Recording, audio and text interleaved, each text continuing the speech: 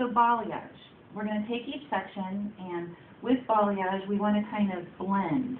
It's a French, I've been told it's a French word, and that it means movement. And it really is, it's exciting to do balayage techniques because as an artist, it becomes more of like a painting technique. And so it's a little more freehand, and it is a little bit more creative in your interpretation. With the balayage, you want to saturate the ends, and then you want to just kind of blend up with the midsection. The nape is kind of the harder way to show this, but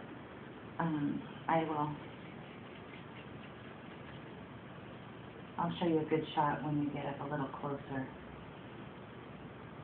The darkest, the part that needs to be processed, the reason we start in the bottom is because the darkest area of the hair is at the bottom, and so it takes the longer time to process.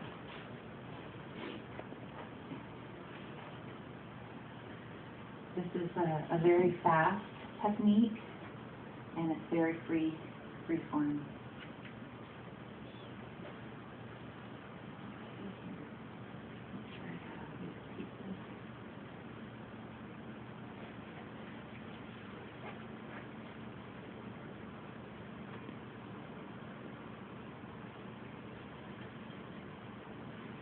Again, you want this. We're doing this to improve more lightness. So this is the part that's really going to be the color melting part.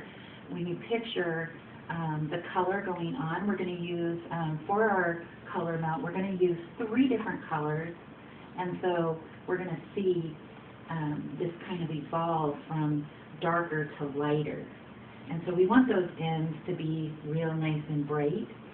Now the problem is there's some people have very, very dark hair, and they expect results to be very bright the first round. As a designer, you have to under-promise and over-deliver.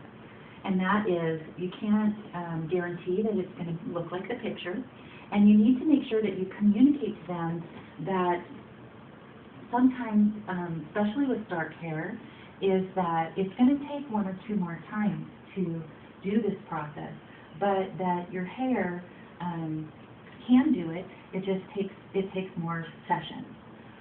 In Bailey's case, we have already done some highlighting in her hair, so we know how much her hair comes up, and 2, or how light it comes up, and 2, we know that kind of the timing on that, and so that's another great thing is knowing your client and knowing their hair also helps a lot.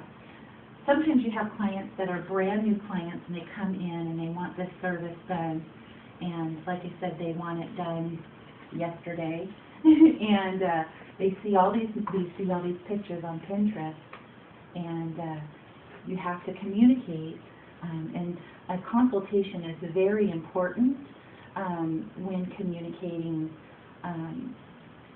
what the expectation is and what you can do.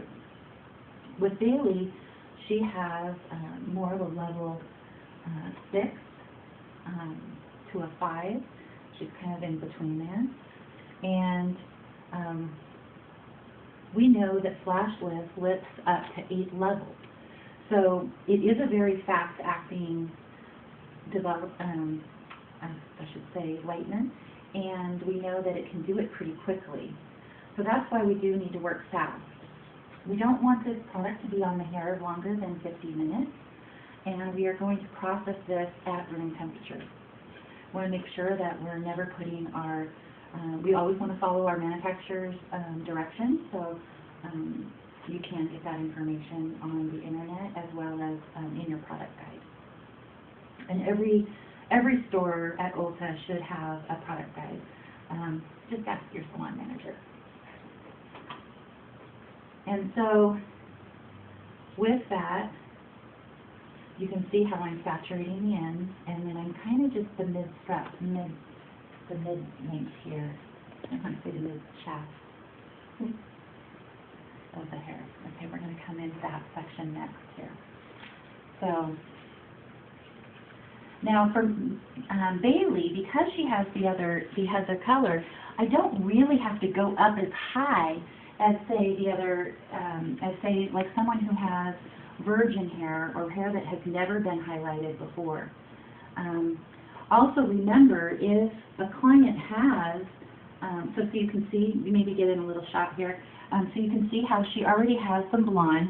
We have the baby lights that's going to go on top of this, and then we're going to saturate these ends real good and real light. So this is going to be a dramatic change for Bailey. It is going to be a lot brighter and lighter, but because she's already had some exposure to color, this is kind of like another step for her and another step for you as the designer to really get this client to have some fun and purchase more services from you. The kind of rebooking that you would do with this client, let's talk about how that would be.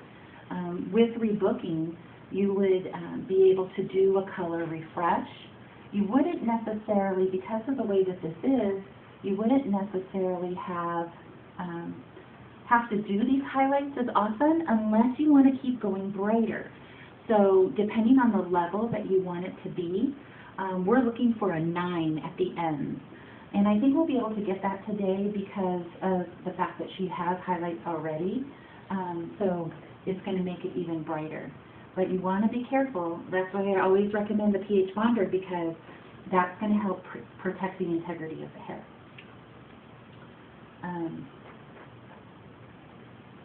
So you can see I kind of take the strand and I kind of go a little on the left, a little on the right, kind of making a V shape, and then just